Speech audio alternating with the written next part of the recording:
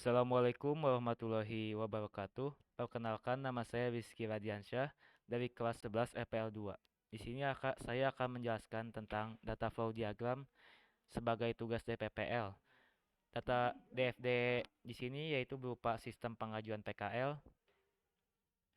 Di sini saya sudah menampilkan diagram level 0 dari sistem pengajuan PKL itu. Jadi pada diagram konteks ini terdapat 4 entitas. Pertama ada murid, kedua ada perusahaan, ketiga ada hubungan industri, dan yang terakhir ada tim program studi. Untuk alur tersendiri dimulai dari murid. Pertama, murid akan memberikan pengajuan data pengajuan PKL berupa CV dan referensi perusahaan yang kemudian akan dikirim ke sistem.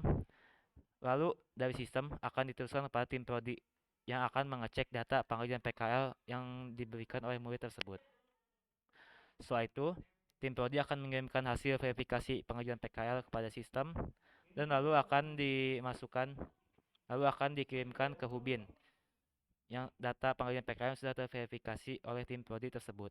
Setelah itu, Hubin akan membuat surat pengajuan PKL yang akan dimasukkan ke dalam sistem.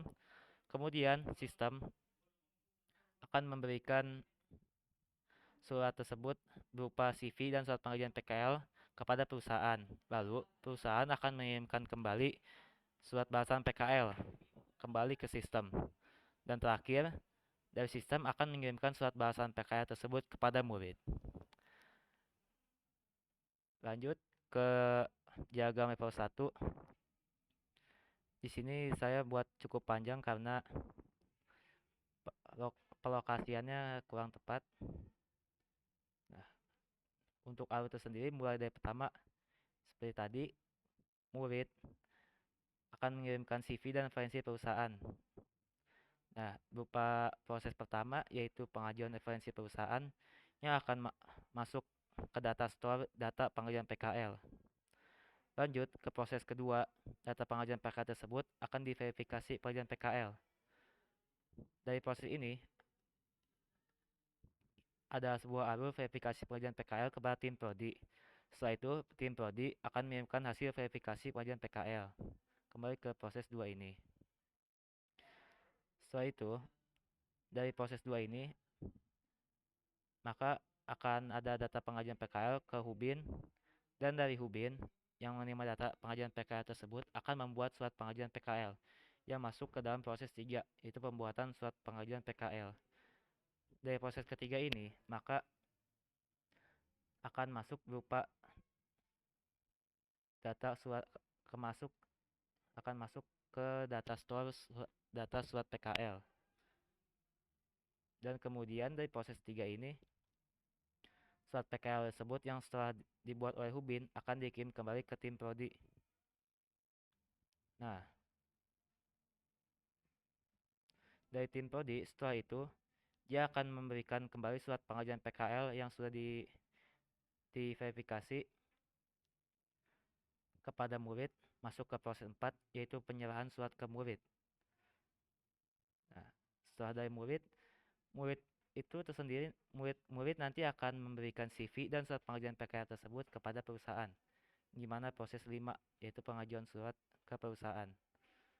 Nah, setelah dari perusahaan akan masuk ke proses 6 yaitu penerimaan surat balasan pengajuan PKL.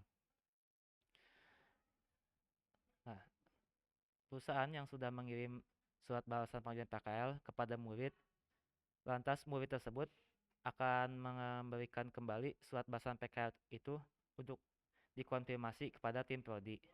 Setelah itu, tim prodi akan membuat surat pengajuan pengantaran PKL yang akan diteruskan ke Hubin. Dari Hubin tersebut, maka Hubin akan membuat surat pengajuan pembimbing pengantaran PKL yang masuk ke proses terakhir yaitu pengajuan pembimbing pengantaran PKL. Yang dimana akan masuk ke data store pengajuan pengantaran PKL. Oh iya, pada proses 7 juga yang bagian pengajuan pengantaran PKL ini akan masuk ke dalam data store data pengajuan pengantaran PKL tersebut. Begitulah alur dari diagram level 1 ini. Kurang lebihnya mohon maaf. Sekian dari saya. Wassalamualaikum warahmatullahi wabarakatuh.